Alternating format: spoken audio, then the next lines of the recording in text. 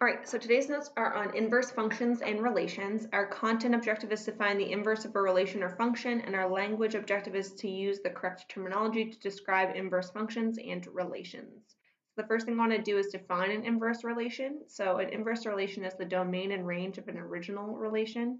Sorry, if the domain and range of the original relation are switched. So all that means is that you switch the x and y values. So the x's of one become the y's of the other, and vice versa. So if you had an original coordinate point AB, then the inverse would have the point BA. So all you're doing is switching the order of those. And the last thing I want to note is inverse relation is a broader category, because if you remember we learned about the definition of a function is when the x values do not repeat.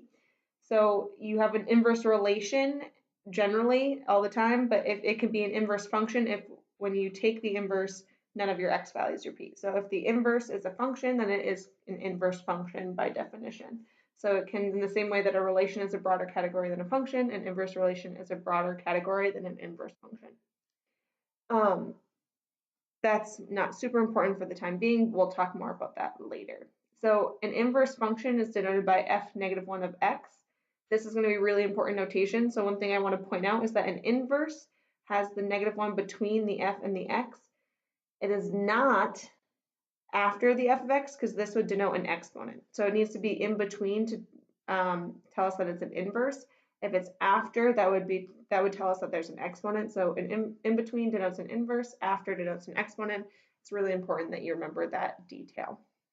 All right, so now that we talked about the general definition of an inverse relation, inverse function, I want to talk about figuring out the domain and range of an inverse. So our first quick check asks, what is the domain and range of f of x equals square root of x minus 2? And what is the domain and range of f-1, or the inverse of f of x? So first thing I want to do is take our original function, f of x equals the square root of x minus 2.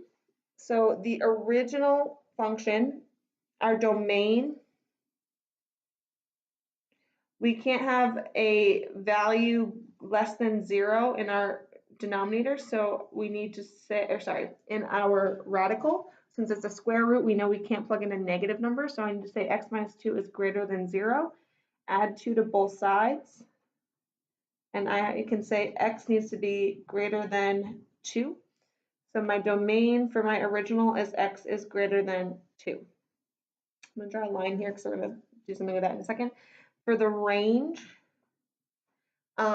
I know that I can't get a negative answer since there's no negative in front. So there's no way I could take a square root and get a negative answer, assuming we're doing only principal roots. So because when we're talking about functions, we can't have multiple answers when we have multiple x values. So I can't plug in an x and get multiple y's.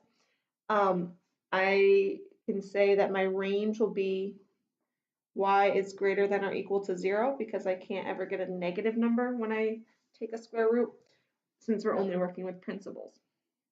So then if I now switch over to my inverse function, the domain of my inverse is going to be the range of my original. So my inverse is going to be, the domain of my inverse will be x is greater than or equal to 0. And then my range would be y is greater than or equal to 2. So again, for my inverse, all I'm doing is taking my domain from my range and my range from my domain. So I'm switching my domain and range to get my inverse domain and range. So that's the first key point I want to make. So I'm going to flip the page and talk about what else we can do with this, or we're going to do with this. So the next example is I want to actually find an inverse function. So I gave us an original function g of x and said it's equal to 3x plus 1. So now I want to figure out what the actual inverse is. So I'm finding the inverse of g of x. So all I'm going to do is switch x and y. So if you forgot, g of x, that notation is just like y. So for this process, I can replace the g of x with y. So I'm going to, you can make that its own step, but I'm going to do it as like a sub-step, since hopefully most of you remember that key point. So then I'm going to switch my x and y. So I have x equals 3y plus 1. Now I'm just going to solve for y. So now y is where x was, so I need to isolate it. So I'm going to subtract 1 from both sides to do that. So I have x minus 1 equals 3y. I divide both sides by 3, and I get x minus 1 over 3 equals y. And then my last step is to write it with inverse function notation. So I'm going to write, g negative 1, I accidentally wrote f, g negative 1 of x, or inverse of g of x, is equal to x minus 1 over 3, and that would be my final answer. So all you're doing is switching x and y and solving for y. All right, so I want you to try the next two on your own. So there are 2 quick checks here. Pause the video, try them on your own. I'm going to go over them now. So for this one, again, I'm going to say y equals square root of 3x. I switched my x and y, so I have x equals square root of 3y. I need to get rid of the square, so I'm going to square both sides. So I have x squared equals 3y. Divide both sides by 3, and I get x squared over 3 equals y. The last step, I'm going to write with inverse notation, so I have h negative 1 of x is equal to x squared over 3. All right, so there's my first one. I'm going to do one more. So again, I have y equals 3 plus 5x over 2. I switch my x and y, so I have x equals 3 plus 5y over 2. I multiply both sides by 2 to cancel the 2 in the denominator, so I have 2x equals 3 plus 5y. I subtract 3 from both sides, so I have 2x minus 3 equals 5y. Those cancel. Last step, divide by 5. 2x minus 3 over 5 equals y. When I write it with my inverse notation, I have f negative 1 of x, or the inverse of f of x, is equal to 2x minus 3 over 5. And that is my final answer. All right, so we're almost done this video. There's one last thing I want to talk about, some key points that we're not going to spend a ton of time with, but you definitely should know and see, because they will come up again throughout this unit and later on. So first additional key concept is that inverse functions are reflected over the line y equals x. So y equals x is just your standard slope of 1, y-intercept of 0. It's the most basic linear function you can think of. So I've drawn that here.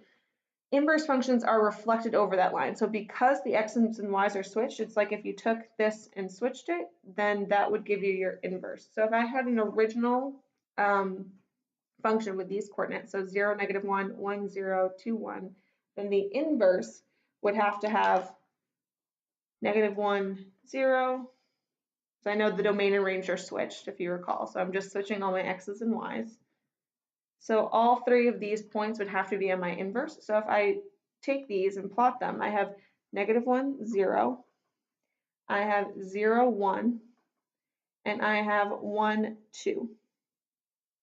So if you notice here, all of these just flipped over this center line, y equals x.